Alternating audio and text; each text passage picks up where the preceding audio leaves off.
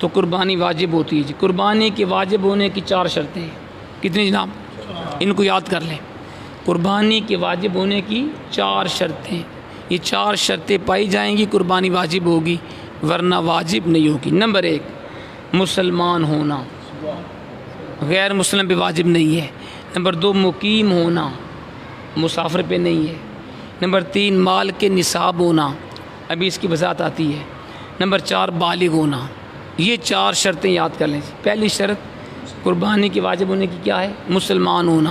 دوسری شرط مقیم ہونا، یعنی مسافر پہ نہیں۔ تیسری صاحب نصاب ہونا، یا آپ کہیں مالدار ہونا، آسان، صاحب نصاب یا مالدار ہونا۔ اور چوتھی شرط بالغ ہونا۔ اب ان کی تشریح سن لیں۔ پہلی شرط کیا تھی جی؟ مسلمان، غیر مسلم پہ واجب نہیں، یہ تو آسان ہے۔ دوسری شرط کیا تھی؟ مقیم ہونا۔ اب مقیم کسے کہتے ہیں جی، اور مسافر کسے کہتے ہیں؟ ہے تو مقیم جو اپنے علاقے میں ہو، سفر پہ نہ ہو، وہ مقیم ہوتا ہے۔ مسافر پہ قربانی واجب نہیں۔ شرعی مسافر کسے کہتے ہیں؟ جو اپنے شہر کی حدود سے 57.5 میل یا 95 کلومیٹر، چونکہ آج کل میل کا رواج نہیں ہے، پہلے تھا میل، آج کل کلومیٹر ہیں، تو 57 میل یا 95 کلومیٹر، یہ اتنا سفر کرنے کے ارادے سے انسان اپنے علاقے سے نکل جائے، اسے مسافر کہتے ہیں۔ یا اگر وہ کسی مقام پر پہنچ جائے اتنا سفر کرنے کے بعد 57 میل یا 95 میل کی جگہ پہ جا کے وہ ٹھہر جائے، اگر اس نے 15 دن سے کم کی نیت کی ہے ٹھہرنے کی، تب بھی مسافر ہوگا۔ اور اگر 15 دن یا اس سے زیادہ نیت کی ٹھہرنے کی کسی جگہ، پھر وہ مقیم ہو جائے گا، پھر مسافر نہیں رہے گا۔ ٹھیک ہے جی۔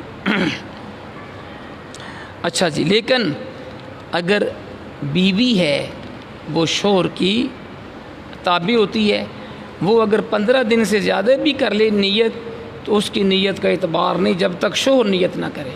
اسی طرح نوکر، اس کی نیت کا بھی اعتبار نہیں جب تک اس کا مالک نیت نہ کرے، کیونکہ یہ دونوں اپنے مالک کے اور شوہر کے تابع ہوتے ہیں۔ یہ ہوگی دوسری ہوگی شرط مقیم ہونا۔ تیسری شرط یہ بتائیں کون سی تھی قربانی کے واجب ہونے کی؟ صاحب نصاب۔ اب یہ مسئلہ سن لیں جی۔ صاحب نصاب کسے کہتے ہیں؟ جس کے پاس 7.5 تولے سونا یا 52.5 تولے چاندی یا اس کے برابر پیسے ہوں، یا اتنا مال تجارت ہو، کاروبار کا مال اتنا، اور یہ اس کی حاجات اصلیہ کے علاوہ ہو۔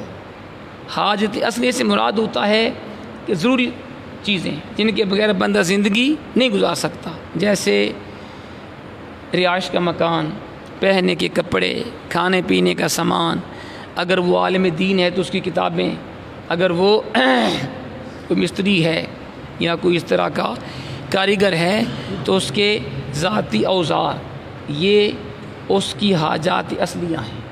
ان کے علاوہ اگر کسی کے پاس اتنی مالیت ہوگی تو وہ صاحب نصاب ہوگا۔ اچھا جی، ہوگا سارا جی۔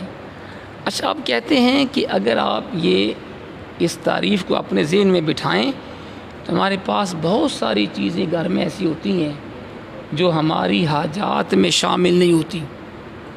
بہت سارا سامان ایسا ہوتا ہے کہ وہ ضروریات کے علاوہ شمار ہوتا ہے، وہ ضروریات کے اندر نہیں۔ مثلا ٹی وی، VCR، tape recorder, dish antenna, cable, ایسے کپڑے جن کو گرمی سردی میں نہیں پہنا جاتا، ڈیکوریشن پیس، ضرورت سے زیادہ مکان، ایک مکان میں خود رہائش ہے، ایک اضافی ہے، خواہ وہ کرائے پر ہے، خالی پلاٹ پر ہے، یہ اس کی ضروریات میں نہیں آتا۔ ڈائجسٹ، ناول وغیرہ، آڈیو ویڈیو کیسٹیں، کھیل کود کا سامان، یہ سب چیزیں حاجات اصلیہ میں نہیں ہیں، ضروریات میں نہیں آتی، ان کے بغیر بھی بندہ زندگی اچھی طریقے سے گزار سکتا ہے۔ تو یہ چیزیں اگر گھر میں ہیں ان کو بھی شمار کرنا پڑے گا۔ اگر ان سب کو ملا کے 52.5 تولے چاندی، جو آج کل تقریباً 84,000 روپے بنتا ہے، تقریباً 84-85 ہزار روپیہ 52.5 تولے چاندی کا نصاب ہے. تو اگر یہ ساری چیزوں کو ملا کر قیمت کو اندازہ کر کے اگر 84 ہزار روپیہ بن جائے وہ بندہ صاحب نصاب، اس کے اوپر قربانی واجب ہوگی.